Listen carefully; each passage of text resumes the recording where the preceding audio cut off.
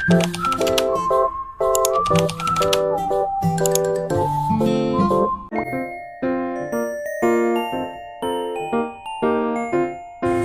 perkenalkan nama saya Tia Radita Puridea dari S1 Kebidana semester 7. Di sini saya akan memberikan edukasi atau promosi kesehatan kepada masyarakat yang ada di rumah mengenai kesehatan lingkungan dan keselamatan lingkungan pada anak. Nah, bahwa lingkungan mempunyai peran sangat besar terhadap status kesehatan yang disusul oleh perilaku. Kesehatan lingkungan adalah kondisi atau keadaan lingkungan yang baik yang berpengaruh positif terhadap perwujudan status kesehatan yang optimum.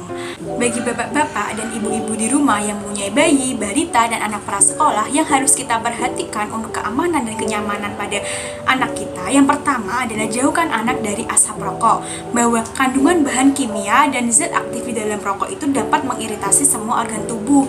Nah, di sini saya mempunyai video mengenai bahaya asap rokok bagi anak. Hah? Apa itu?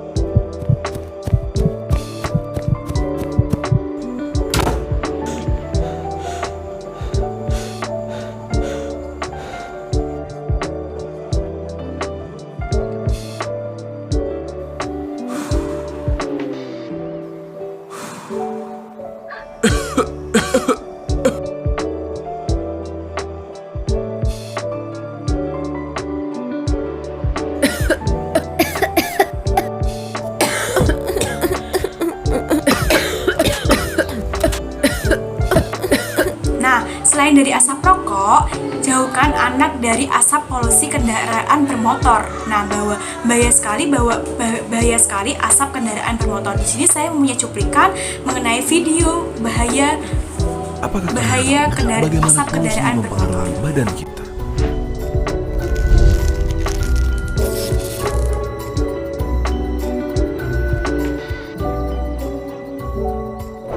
Terdapat dua cara polusi memasuki udara. Yang pertama, point source, di mana polutan berasal dari satu sumber seperti emisi pabrik. Yang kedua adalah non-point source, di mana polutan berasal dari banyak sumber seperti mobil. Terdapat dua jenis polutan, di mana polutan primer adalah polutan yang dapat menyebabkan kerusakan secara langsung atau bereaksi di udara untuk membentuk zat yang merusak, dan polutan sekunder, di mana polutan terbentuk sebagai hasil reaksi antara polutan primer dan komponen udara. Tiga organ utama yang dipengaruhi oleh polusi udara adalah tiga organ yang sangatlah penting: paru-paru, jantung, dan otak. Polutan di udara adalah molekul-molekul kecil yang dapat dengan mudah masuk ke dalam tubuh di saat kita bernafas. Mereka dapat menyebabkan inflamasi di paru-paru yang dapat mengakibatkannya kehilangan kapasitas dan mengurangi fungsinya seiring waktu. Penumpukan polutan ini dapat menyebabkan penyakit pada paru-paru kita seperti asma, emfisema, bronkiolitis, bahkan kanker.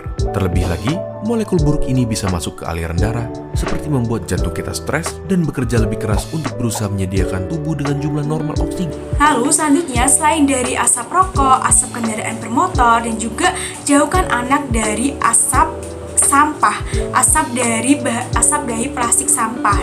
Nah, di sini saya juga mempunyai video kenapa sampah plastik berbahaya. Sampah plastik berbahaya? Siapa yang tidak kenal plastik? Hampir semua barang yang dijumpai dalam kehidupan sehari-hari terbuat dari plastik, seperti kemasan makanan, botol minuman, kantong belanja, mainan, peralatan rumah tangga, elektronik, sampai kendaraan. Lengkap ya? Bahan plastik memang bahan yang cocok dibuat bermacam barang, karena ekonomis alias murah, ringan, tahan lama, dan mudah dibentuk. Tapi ternyata di balik manfaatnya, plastik itu membawa banyak efek samping yang berbahaya loh. Dan lagi, karena plastik ada di mana-mana, bahaya yang dibawanya juga menyebar di mana-mana. Bayangkan, bahan kimia berbahaya plastik sudah ada di dalam tubuh kita sendiri. Lalu kalau sudah begitu, apakah berbahaya bagi kesehatan? Ya jelas dong. Banyak sekali penyakit berbahaya seperti kanker dan cacat janin yang dapat diderita jika kita terus-menerus terpapar racun plastik. Wah, pokoknya menyeramkan sekali bahaya sampah plastik ini.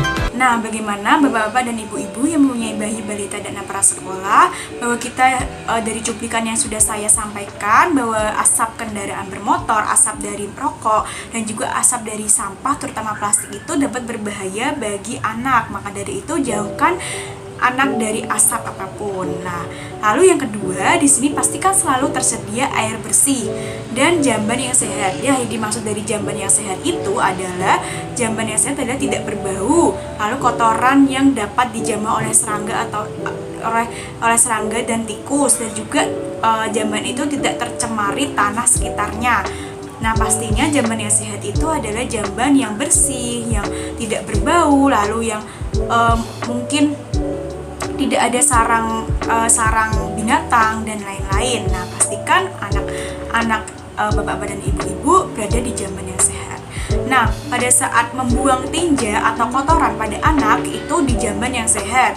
Lalu dia juga mengajari anak untuk buang air besar di jamban yang sehat juga. Bahwa jamban yang sehat itu akan menciptakan kualitas kesehatan anak itu terjamin seperti itu. Selanjutnya yang kedua yaitu memperlakukan popok sekali pakai. Nah, di sini yang harus kita perhatikan untuk ibu-ibu yang di rumah, kita harus memperlakukan popok sekali pakai. Yang pertama, cuci tangan sebelum dan sesudah kita mengganti popok. Itu yang terpenting, bahwa kebersihan juga kita bawa sendiri sebelum kita menyentuh barang yang mungkinnya yang kotoran, mungkin kotor, itu kita juga dalam keadaan bersih juga, dan juga diakhiri dengan mencuci tangan juga.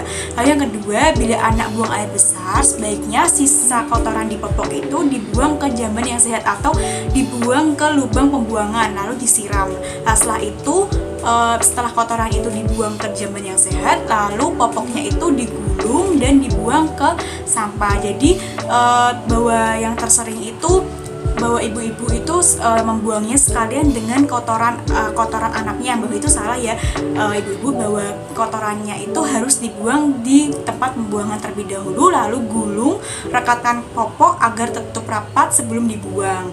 Nah, itu juga kita seperti itu juga memudahkan untuk nanti pengurangan sampah, dan juga kita memudahkan tenaga yang membuang sampah juga pada saat melakukan pekerjaan membuang sampah juga. Lalu buang popok bekas pakai ke tempat pembuangan khusus pastinya, lalu tidak membuang popok bekas pakai ke lubang toilet atau sungai. Itu tidak disarankan untuk membuang popok ke sungai ataupun ke toilet, dikarenakan apabila di toilet bisa membuatkan mampet, dan juga di sungai juga akan terjadi penumpukan sampah. Nah, itu kita sejari dini juga kita bisa meringankan pekerjaan orang lain, dan juga kita juga bisa meringankan pekerjaan diri sendiri.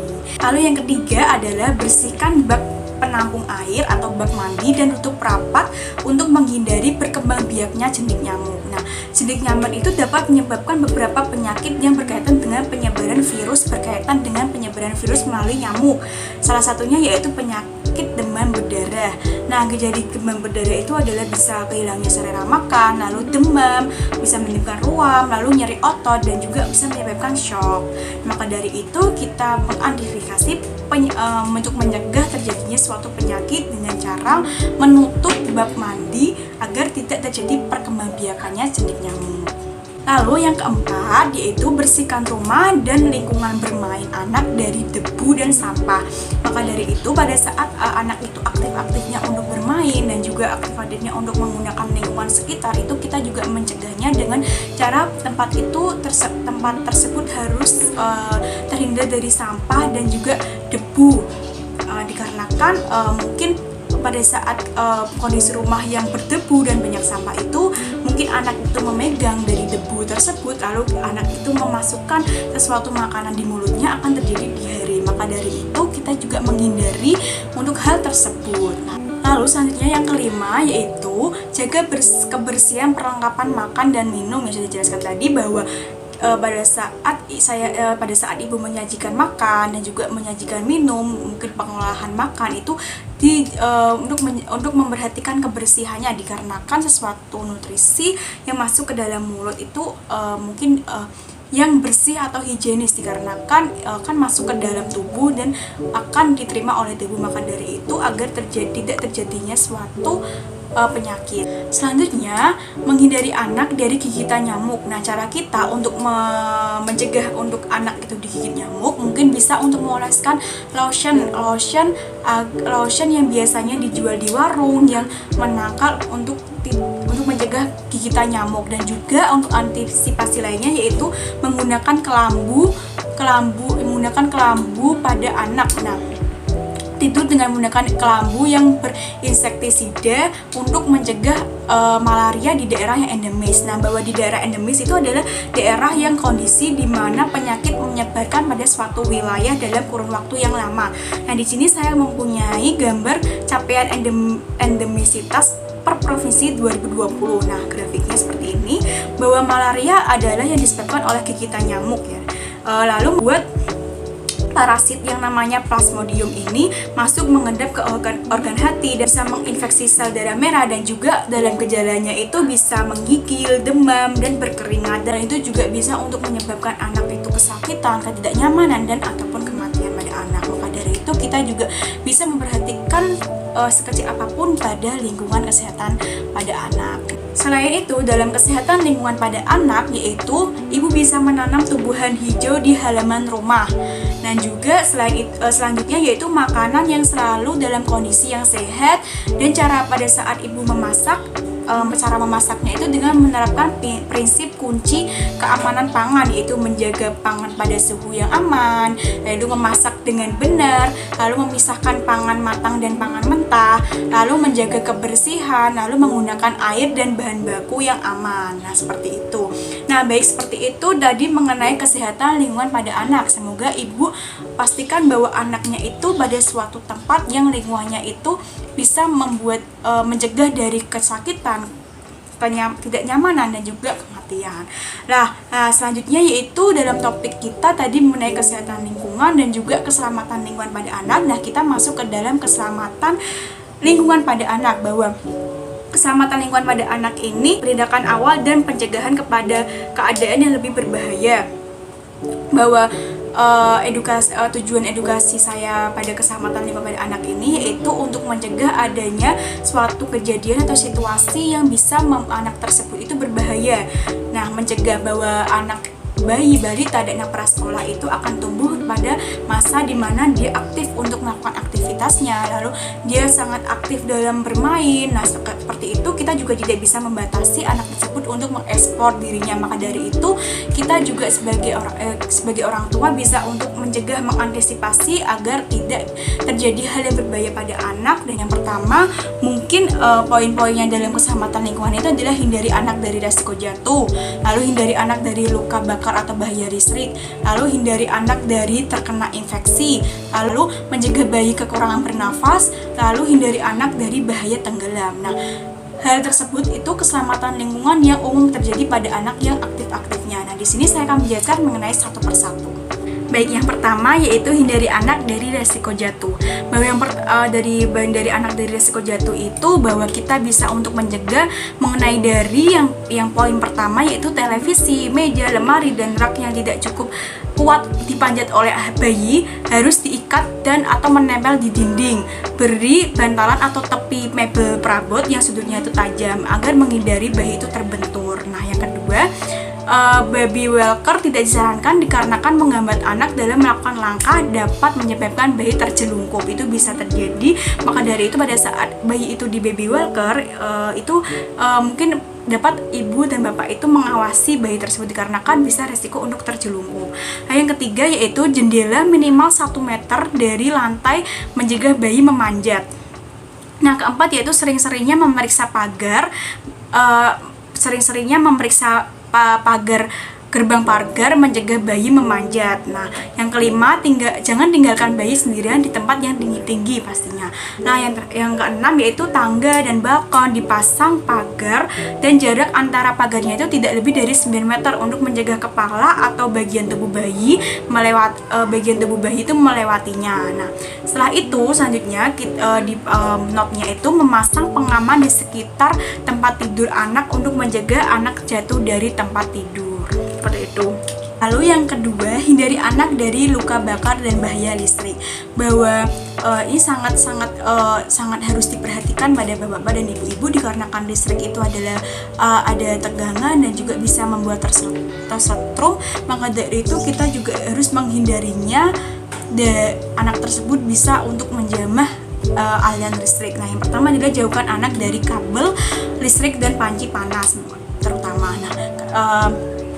Kita bisa mungkin untuk bisa mengamankan atau menyembunyikan dari kabel listrik dan semua yang berbau panas. Yang kedua adalah mungkin songket listrik harus dipasang jauh dan dari jangkauan anak-anak atau dengan perangkat tertutup. Biasanya itu mungkin lebih amannya itu kabel itu ada penutupnya, seperti penutup selang penutup yang tidak terlihat keleweran ataupun tidak terlihat di depan mata seperti itu. Walaupun kita sudah sembunyikan, tetap dengan keadaan tidak tertutup dan tidak rapi, itu bisa untuk keluar.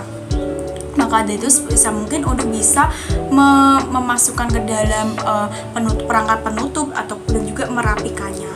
Lalu selanjutnya itu jangan memegang barang yang panas ketika memegang atau memangku bayi. Maka itu yang harus diperhatikan bahwa pada saat bapak itu meminum kopi yang panas, itu tidak disarankan untuk sambil memegang anaknya atau menggendong anaknya, dikarenakan mungkin kan anak kan aktif-aktifnya itu bisa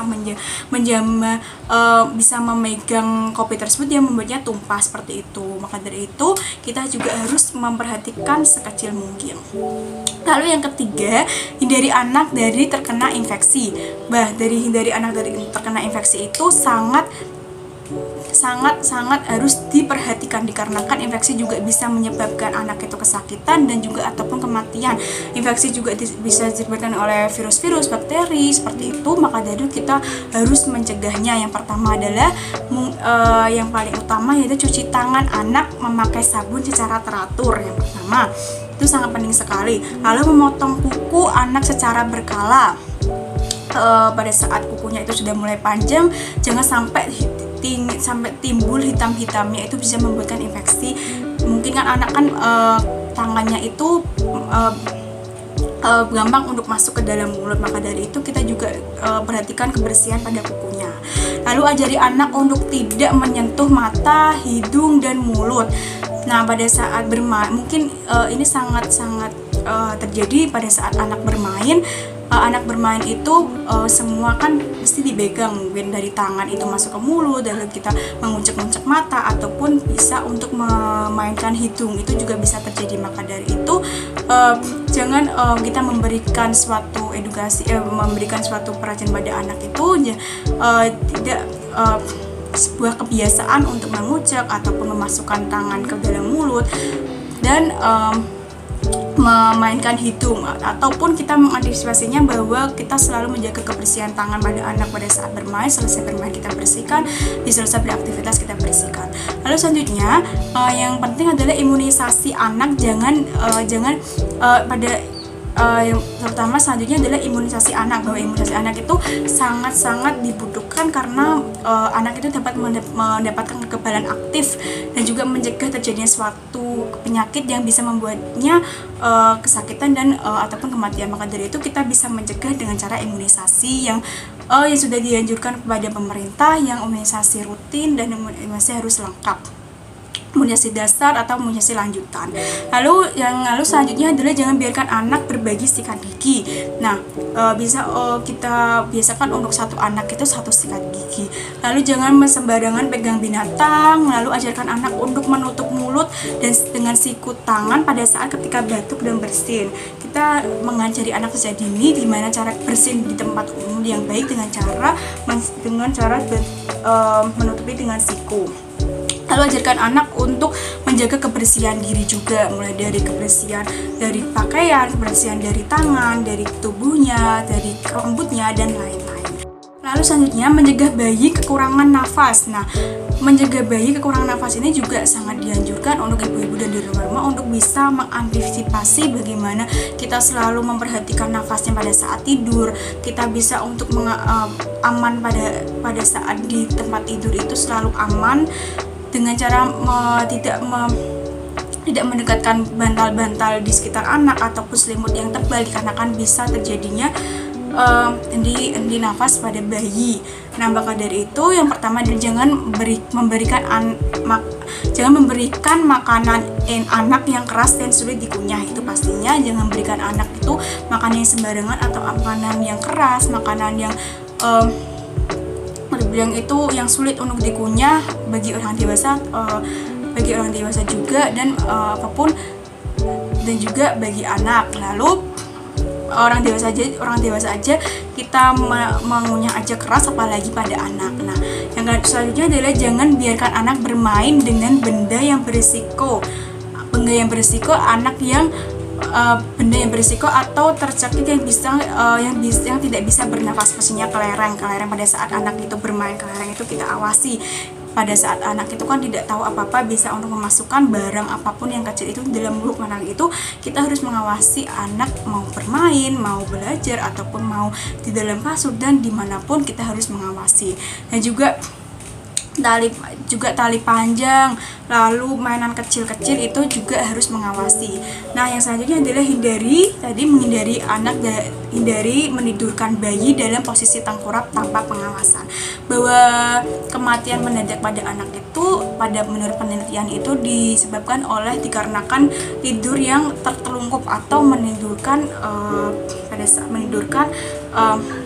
kepala itu menghadap ke kasur. Nah, itu bisa menyebabkan kematian mendadak, dikarenakan itu kan tertutupnya pada kasur yang empuk misalnya, lalu bayi juga tidak bisa banyak bergerak mungkin, dan juga kurangnya pengawasan itu juga menyebabkan hentinya nafas. Lalu selanjutnya, hindari anak dari bahaya tenggelam. Nah, ini untuk bapak-bapak dan ibu-ibu di rumah, bahwa berenang itu adalah suatu olahraga yang baik pada anak untuk bisa merilekskan, lalu bisa membuat kualitas tidur itu baik, lalu bisa untuk olahraga yang bisa dilakukan oleh anak atau bayi.